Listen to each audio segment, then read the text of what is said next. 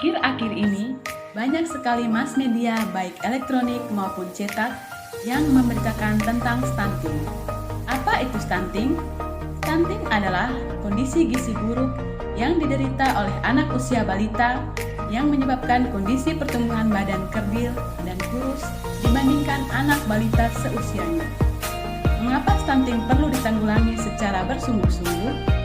Karena menyangkut mutu generasi yang akan datang. Selain dampak terhadap kondisi fisik yang kerdil dan kurus, ternyata bahaya lebih besar dari stunting adalah terganggunya fungsi otak.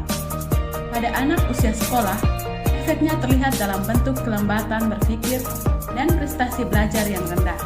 Pada usia-usia produktif, efek stunting terlihat dalam bentuk rendahnya kreativitas dan produktivitas kerja. Melihat kenyataan itu, apakah kita diam saja? Jawabnya, tidak. Stunting disebabkan oleh berbagai faktor, antara lain gizi buruk pada ibu hamil dan saat pemberian ASI eksklusif, lingkungan yang tidak sehat, dan minimnya pengetahuan pola hidup sehat dan bersih.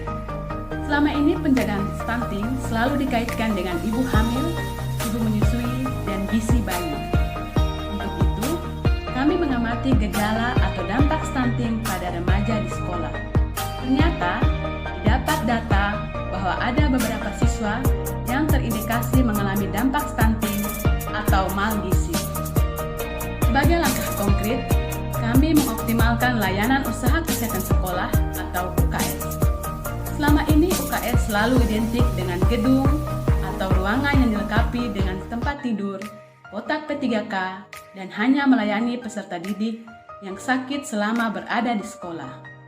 Meskipun belum ada ruangan UKS, kita tetap bisa memberikan layanan UKS. Misalnya, yang pertama, mengadakan penyuluhan bahaya stunting dan cara pencegahannya.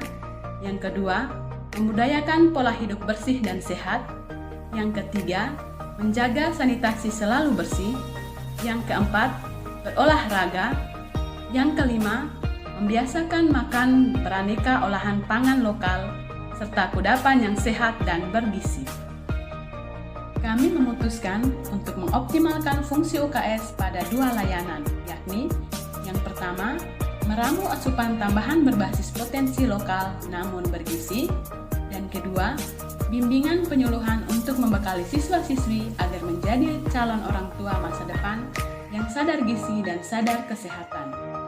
Remaja merupakan SDM yang memasuki ambang dewasa atau siap memasuki fase reproduksi, sehingga selain pemberian makanan tambahan atau PMT, juga diberikan penyuluhan tentang pentingnya pengolahan bahan pangan bergizi dan kesehatan reproduksi, sehingga menghasilkan generasi baru yang sehat dan bebas stunting.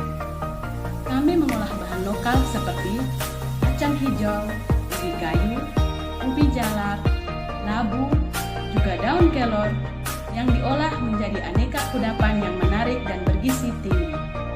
Bentuk olahan-olahan tersebut kami jadikan menu program pemberian makanan tambahan atau PMT bagi peserta didik yang terindikasi stunting atau malgizi.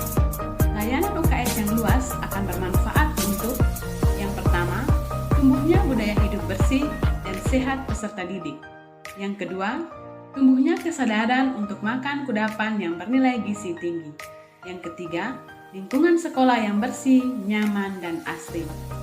Dengan adanya kebiasaan pola hidup bersih, sehat, dan pengetahuan pola makan yang bergizi peserta didik, maka mereka bisa menjadi duta budaya hidup sehat dan bersih di masyarakat, serta kelak akan menghasilkan generasi yang sehat dan bebas stunting.